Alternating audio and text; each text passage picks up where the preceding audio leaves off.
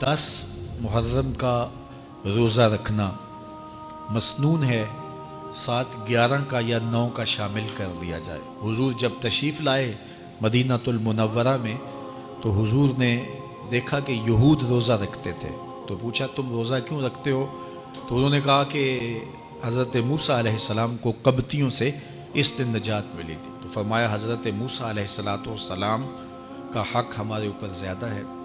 تو حضور نے روزہ رکھا اور پھر فرمایا کہ اگلے سال اللہ نے چاہا تو ہم ساتھ ایک روزہ اور شامل کریں گے، تاکہ ان سے مشابہت نہ ہو جائے۔ عددی مشابہت سے بھی بچنے کے لیے حضور نے کہا کہ ہم 2 رکھیں گے۔ تو روزہ اگر عاشورے کا رکھنا چاہیں تو اس کے لیے سنت یہ ہے کہ ساتھ یا 9 کا شامل کریں یا 11 کا شامل کریں۔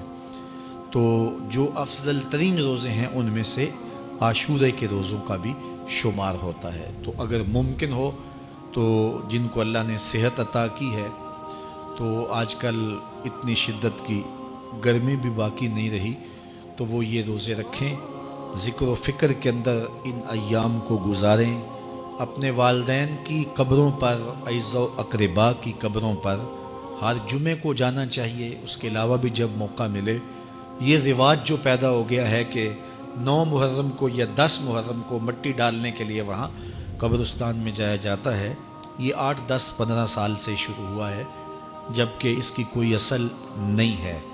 تو اگر آپ روٹین سے جاتے ہیں تو آپ کو ہر جمعے کو جانا چاہیے والدین کی قبروں پر، اور وہاں جا کے ہر جمعے کو سورہ یاسین کی تلاوت کرنی چاہیے۔